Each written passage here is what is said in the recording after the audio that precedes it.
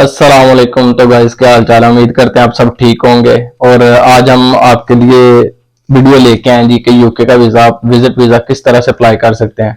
जैसा कि मैंने पहले भी आपको वीडियो बना के दिखाई थी, उसमें 6 मंथ का वीज़ा मैंने लगवाया था, तो वो सारा आपको बताया था। वो वीडियो ऑलरेडी चैनल पे है, वो आप देख सकते हैं। लेकिन अभी मैंने अप्लाई किया था, उसके बाद विजिट करके आया हूँ, तो अप्लाई किया 2 साल का, तो माशाल्लाह से वो भी लग गया है। तो आज हम आपको दिखाते हैं, जैसे कि ये आप देख सकते हैं, 2 साल का वीजा लगा है माशाल्लाह से। तो इससे पहले 6 मंथ का था। तो माशाल्लाह अब ये है कि हम आपको सारे डॉक्यूमेंट्स वगैरह बताते हैं। ये आप पहले ये देख लें, ये 6 मंथ का लगा था। और उसके बाद हम चले जाएं तो ये 2 ईयर का लग गया अब। ठीक है। अब 2 साल का मल्टी एंट्री विजिट वीजा ये लगा है, तो इसके लिए अब हम आपको बताएंगे कि आप किस तरह से खुद वीजा अप्लाई कर सकते हैं। अच्छा, तो सबसे पहले जी आप चैनल को सब्सक्राइब कर ले और बेल आइकन को लाजमी प्रेस कीजिएगा, ताकि आपको हर नई आने वाली वीडियो अपडेट के साथ मिलती रहे। और अगर आपको वीडियो पसंद आएगी तो अपने दोस्तों के साथ भी शेयर कीजिएगा और लाइक भी कीजिएगा। Thank you. चलते हैं वीडियो की तरफ। और सबसे पहले मैं आपको बता दूं, आप खुद वीजा तभी उसी सूरत में अप्लाई करें जब आपको लगे कि आप वाकई अप्लाई कर सकते हैं, या आपको नो हो पहले आपने किसी छोटे कंट्रीज या इधर उधर कहीं का भी वीजा, एशियन कंट्रीज का कहीं अप्लाई वगैरह किया हो, तो फिर आप वीजा अप्लाई करें यूके वगैरह का या किसी भी बड़ी कंट्री का। अदरवाइज मैं प्रेफर करूंगा, अगर आप कर सकते हैं तो ठीक, अदरवाइज आप किसी कंसल्टेंट से मशवरा करें या उससे जाके वीजा अप्लाई करवाएं तो ज्यादा बेहतर रहेगा।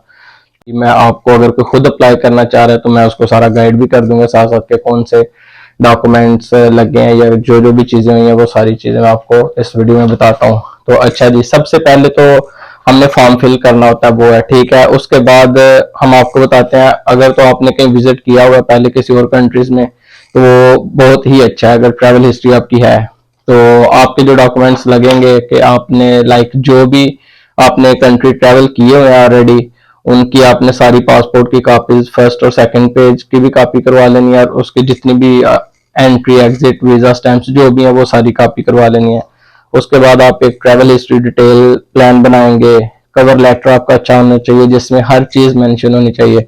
और आपको सबसे पहले मैं ये बात बता दूं जरूर कि जो यूके का वीजा है उसमें सबसे जो चीज मैटर करती है वो है आपकी बैंक स्टेटमेंट। आपने उसको मेंटेन किस तरह करना है। आपने कभी भी ये नहीं करना कि आपके अकाउंट में लाखों भी पड़े होंगे ना, आपका वीजा नहीं लगेगा अगर आपकी बैंक स्टेटमेंट अच्छे से नहीं बनी हुई। आपने करना यह है कि 6 मंथ की आपकी बैंक स्टेटमेंट लगती है साथ, और आपने उसकी कोशिश यही करनी है कि उन 6 मंथ में आपने सारी ट्रांजेक्शन, अगर तो आपकी कोई कंपनी है, आपकी बिजनेस कर रहे हैं, तो बिजनेस का तो यह सिंपली आप बिजनेस से आप एक पर्सनल अकाउंट ओपन करवा लें, उसमें मंथली अमाउंट एक स्पेसिफिक अमाउंट चाहे आप ट्रांसफर कर लें। अगर आपकी कंपनी प्रोप्राइटर पे है तो फिर आप ऊपर नीचे भी कर सकते हैं ट्रांसफर की, ये हमारा प्रॉफिट हुआ है। अगर पार्टनरशिप पे है, उस पर सैलरी बेस अगर आपने आपको शो करते हैं, तो फिर आप salary as a salary like के हर मंथ पे सेम ही सैलरी होनी चाहिए। फिर पार्टनरशिप डेट जो है उसके अकॉर्डिंगली आपको सारा कवर लेटर भी बनाना पड़ता है कि ये मेरी पे है, ये हमारा प्रॉफिट होता है। वो सारी चीजें भी आपको मैनेज करनी पड़ती हैं साथ साथ।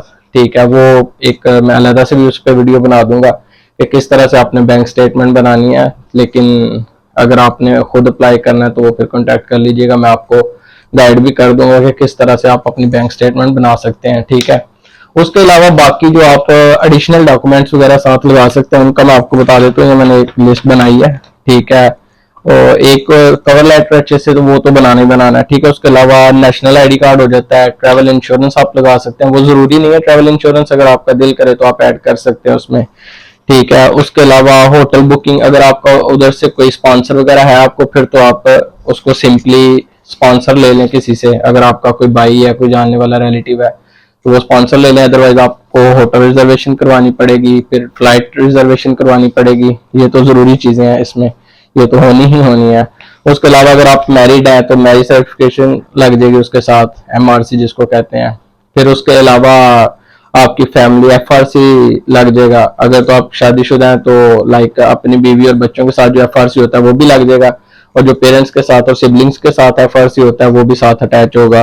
उसके अलावा फिर आपने कोशिश करनी है वीजा अप्लाई करने के, आप उसको ये वीजा ऑफिसर को ये शो करवाएं और उसकी यकीन दहानी इस चीज पे करवाएं कि मैं पीछे वापस आऊंगा लाजमी, कि लाइक इतनी चीजें उसको एफर्ट आपकी नजर आनी चाहिए आपकी फाइल में कि आप पाकिस्तान वापस लौट के आएंगे।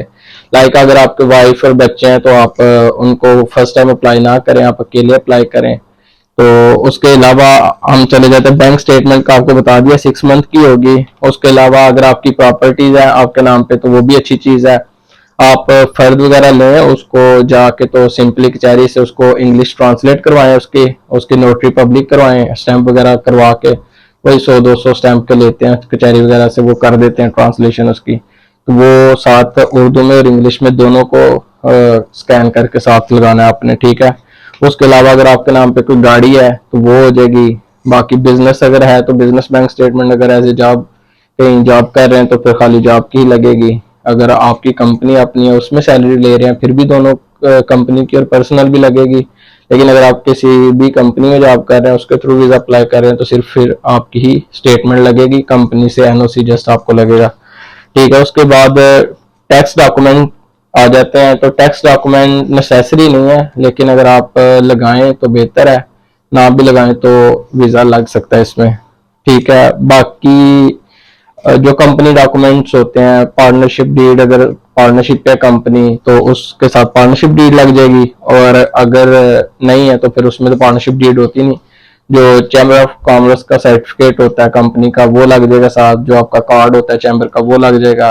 फिर अगर आप एक्सपोर्ट कर रहे हैं फर्ज करें तो आपके जो शिपिंग डॉक्यूमेंट्स होते हैं, एक्सपोर्ट डॉक्यूमेंट्स होते हैं वो सारे लग जाएंगे। उसके अलावा अगर आपका बिजनेस पाकिस्तानी बेस्ड है तो फिर आप उस तरह से उसको टैकल करेंगे कि लाइक पाकिस्तान में जो भी आपकी ट्रांजैक्शन आ रही हैं वो लाइक एक स्पेसिफिकली बिजनेस टू बिजनेस ही होनी चाहिए। और अगर आप उस तरह से करें तो ज्यादा बेहतर यही है कि अगर आपकी अकाउंट में डिफरेंट जगहों से ट्रांजैक्शन आ रही हैं तो फिर आप उसको बिजनेस में ही ट्रांसफर करवाएं और पर्सनल एक अलग से अकाउंट बनवा के उसमें अपना प्रॉफिट शेयर करके तो वो एम्बेसी को उस बेस पे वीजा अप्लाई करें, ताकि उनके लिए भी इतनी मुश्किल ना हो। क्योंकि ऐसे अगर आप बिजनेस की दे देते हैं या कोई ऐसा बैंक अकाउंट देते हैं जिसमें हर मंथ डिफरेंटली ट्रांजैक्शन होती रहती हैं तो उसमें फिर बड़ा मसला बनता है।